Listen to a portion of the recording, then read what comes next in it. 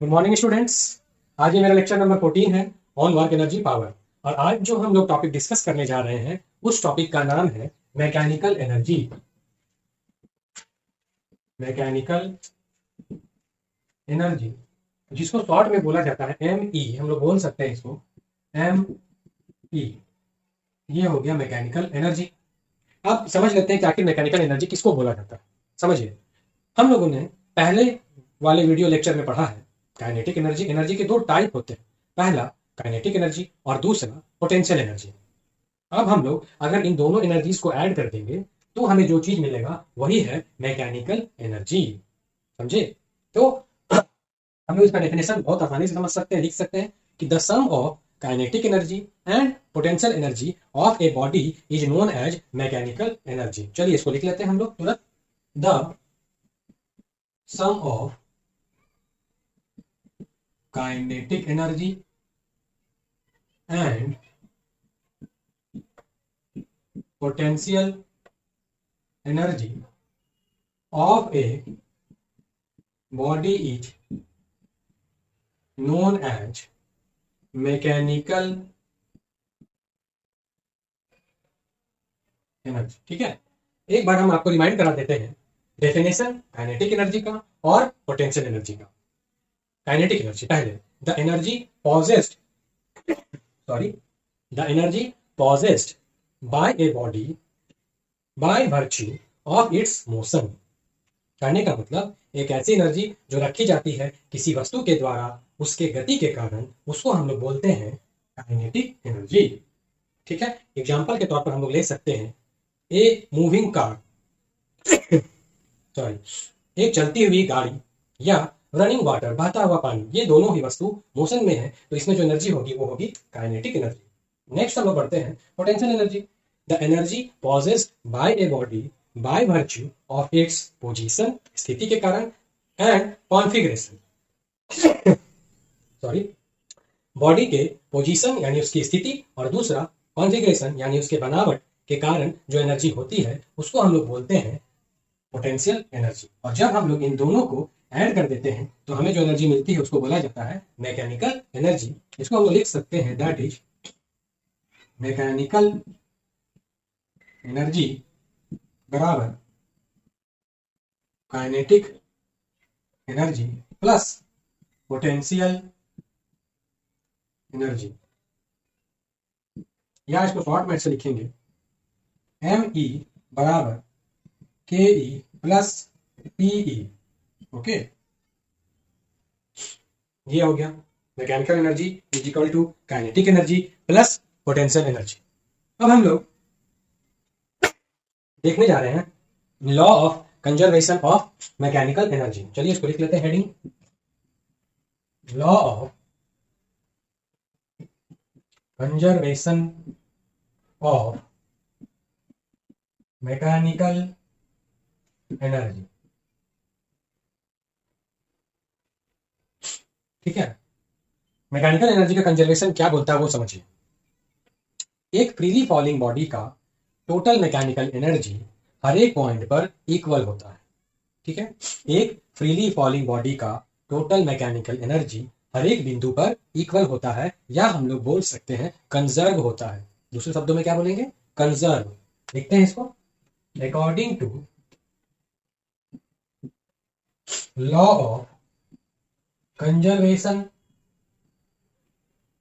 Of mechanical energy, the total mechanical energy of a freely falling body is remains conserved। ठीक है, according to law of conservation of mechanical energy, इस energy के conservation के अनुसार total mechanical energy किसका? Freely falling, एक ऐसी body जो स्वतंत्र रूप से नीचे गिर रही है। एग्जाम्पल के तौर पर हम लोग एक बॉल को ले सकते हैं। एक बॉल को हम लोग किसी सर्टेन हाइट से अगर छोड़ देंगे तो वो स्वतंत्र होकर नीचे गिरते जाएगी। तो उस तरह के बॉडी का टोटल मैकेनिकल एनर्जी रिमेन्स हमेशा कंजर्व रहता है, यानी एक जैसा रहता है। अब हम लोग इसका प्रूफ देखेंगे। ठीक है, चलिए देखते हैं इसका हम लोग प्रूफ।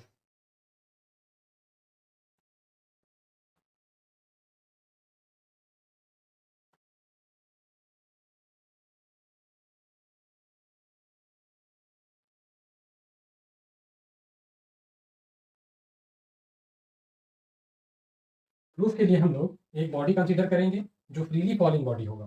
फ्रीली फॉलिंग का मतलब है ऊपर से नीचे वो फ्री होकर फॉल करेगा। एक बॉल को हम लोग ले सकते हैं एग्जाम्पल के तौर पर। एक बॉल को जब हम लोग ऊपर से किसी सर्टेन हाइट से ड्रॉप करते हैं तो वो जब नीचे गिरता है बॉल तो उसको हम लोग बोलते हैं फ्रीली फॉलिंग बॉडी। ठीक है, तो कंसीडर करेंगे पहले इसका हम लोग ग्राफ फिगर बना लेते हैं। सपोज एक बॉल है, ठीक है, ये पहले था ए पोजीशन पर, थोड़ी देर बाद ये नीचे गिरा तो यहाँ पहुंचा ये बी पोजीशन पे, और लास्ट में फाइनली ये अर्थ के सरफेस पर आ गया सी पोजीशन पर। तो ये हो गया ए, ये हो गया बी और ये हो गया सी। ये अर्थ का सरफेस है। शुरुआत में ये बॉल रेस्ट पोजीशन पर था जिस कारण से इसका वेलोसिटी जीरो होगा, हम लोग लिखेंगे u इक्वल टू जीरो। ठीक है, नेक्स्ट जब ये बॉल नीचे आना शुरू हुआ तो कुछ वेलोसिटी के साथ गिरेगा, उसको हम लोग v वेलोसिटी से बोले। लास्ट में भी v वेलोसिटी से सरफेस पर आएगा। अब इसका हाइट को डिनोट कर देते हैं। यहाँ से यहाँ तक ए से सी तक का टोटल डिस्टेंस है h। और अगर हम मान लें कि ए से बी तक का दूरी x है, सपोज एग्जांपल के तौर पर ए से सी तक का दूरी हमने कितना माना h, और अगर हम ए से बी तक का दूरी x मानेंगे तो आप बताइए कि बी से सी तक का दूरी कितना बचेगा। ध्यान से फिगर को देखिए, देख रहे हैं आप कि पूरा डिस्टेंस h है। ओके, यहाँ से यहाँ तक का डिस्टेंस x है, तो जो बच गया वो डिस्टेंस हो जाएगा h माइनस एक्स। यहाँ से यहाँ तक का जो डिस्टेंस होगा वो हो जाएगा टोटल डिस्टेंस माइनस जो डिस्टेंस बॉडी ने अटेंड कर लिया है। तो टोटल हमारा h है, बॉडी ने x डिस्टेंस को अटेंड कर लिया है, तो बचेगा h माइनस एक्स। ये डिस्टेंस हो गया b से c तक का। अब इसी को हम लोग को अपने लैंग्वेज में लिख देना है डिटेल्स में कि इसका क्या है। हम लोग इसको लिखते हैं, चलिए। Let us consider a body of mass m is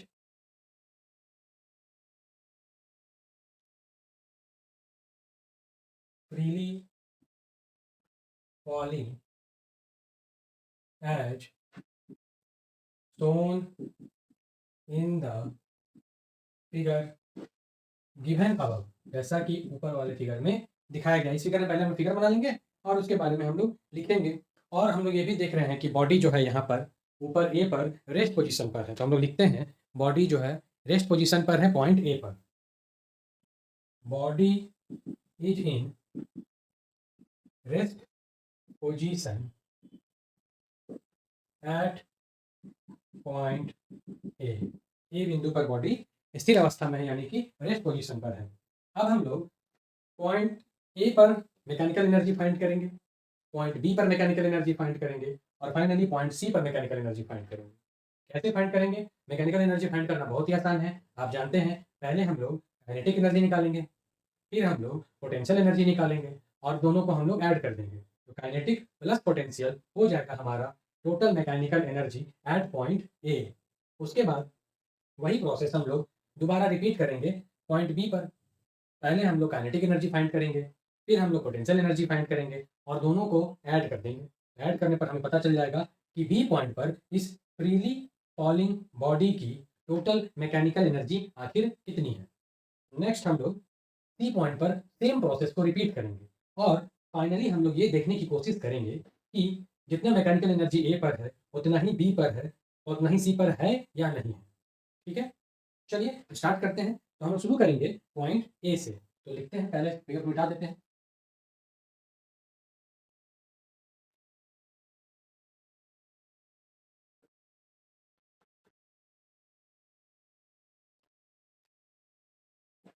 eight point A point पर, ठीक है, देख रहे हैं कि बॉडी जो है वो हमेशा रेस्ट पोजीशन पर है पॉइंट ए पर, तो लिखते हैं हम लोग at point A, on the point A the body is in rest position.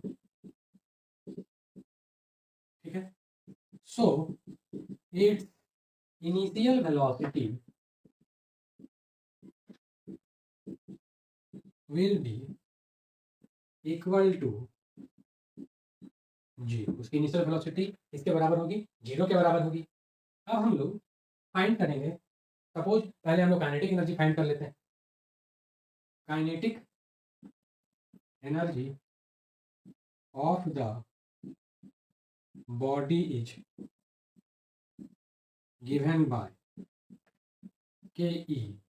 Formula आप लोग जानते हैं, काइनेटिक एनर्जी का फॉर्मूला होता है 1/2 mv², जहां m बॉडी के मास को डिनोट करता है, v बॉडी के वेलोसिटी को डिनोट करता है, जिस वेलोसिटी से बॉडी मूव कर रही है नीचे की ओर। 1/2 mv²। अब आप गौर से देखिए, बॉडी का वेलोसिटी यहाँ पर क्या लिखा हुआ है, 0, और वो भी इनिशियल वेलोसिटी उसका u होगा, तो हम लिख सकते हैं 1/2 mu²। अब लिख सकते हैं 1/2m इंटू 0 बराबर क्या हो जाएगा, 0। देख रहे हैं, काइनेटिक एनर्जी बॉडी का हम लोग फाइंड कर लिए, वो आ गया 0। अब हम लोग नेक्स्ट फाइंड करेंगे पोटेंशियल एनर्जी।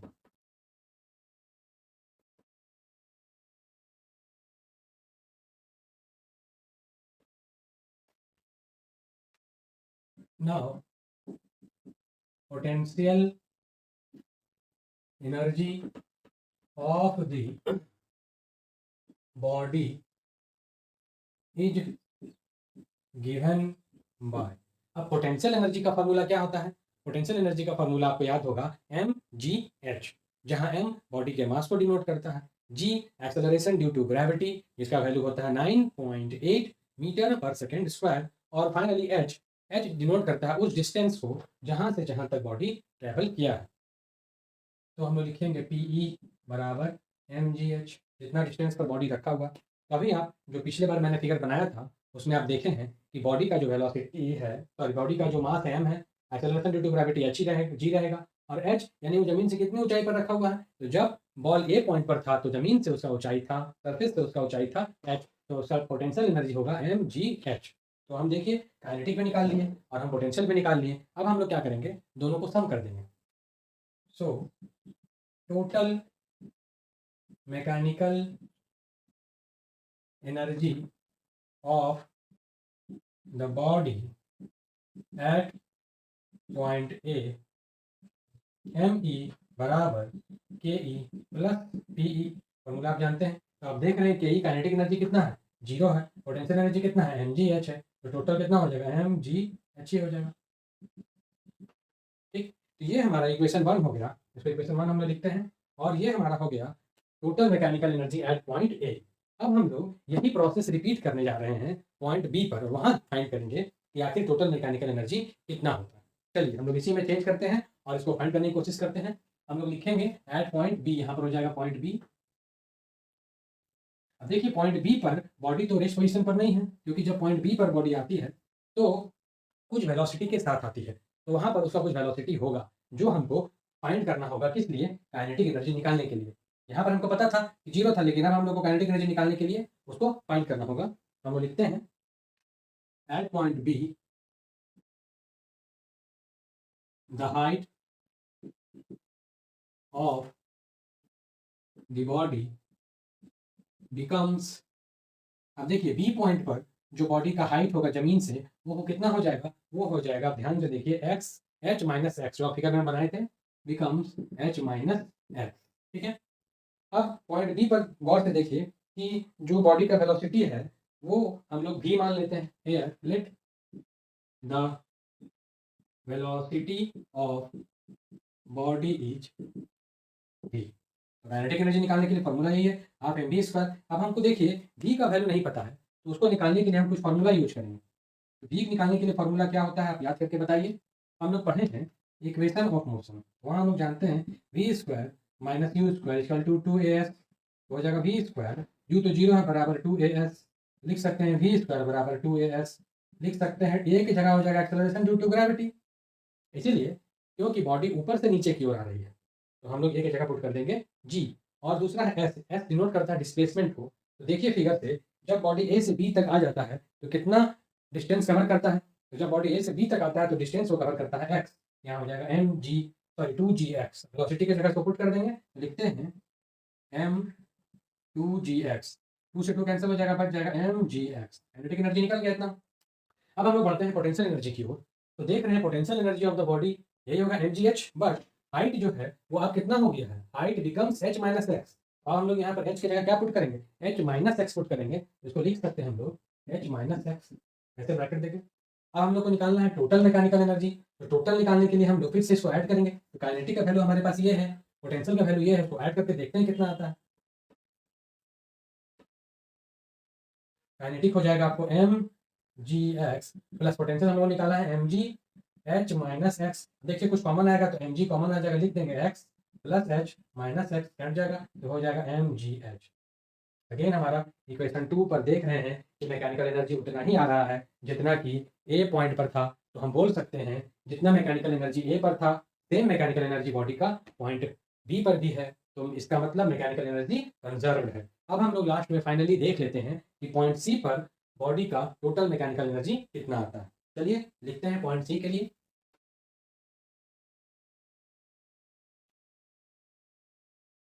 देखिए फिगर में ध्यान से, जब बॉडी पॉइंट सी पर आ जाती है, फिगर आप देख रहे हैं, बॉडी जब पॉइंट सी पर आ जाती है तो उसका हाइट जो है सरफेस से जीरो हो जाएगा, क्योंकि पहले एच था, फिर घट के एच माइनस एक्स हुआ। जब जमीन पर आ जाएगा तो हाइट हो जाएगा, उस समय हाइट बिकम्स जीरो। ठीक है, पॉइंट सी वेलोसिटी भी रहेगा। हम लोग काइनेटिक एनर्जी फाइंड करेंगे, उसी तरह से वही प्रोसेस है, 1/2 mv स्क्वायर लिखेंगे, 1/2 mv स्क्वायर की जगह v स्क्वायर का वैल्यू फाइंड करना पड़ेगा हमको। तो वही इक्वेशन में यूज करेंगे।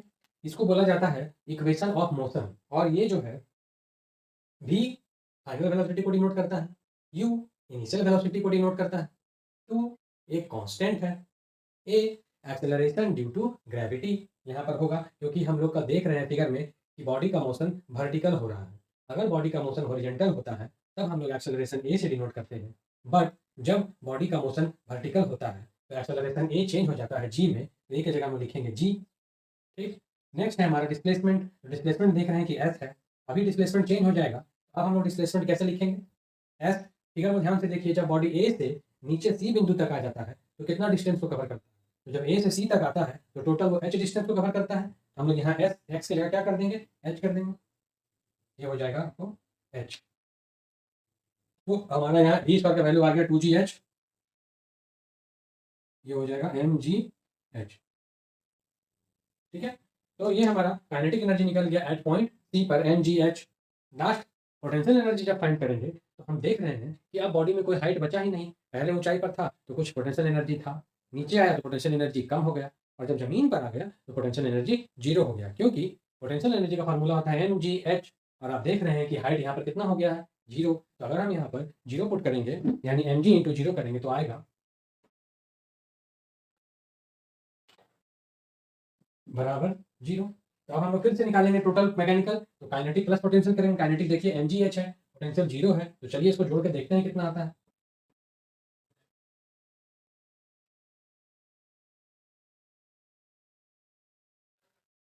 ये हो जाएगा mgh हो जाएगा, और ये हो जाएगा पोटेंशियल जीरो, तो बच जाएगा mgh।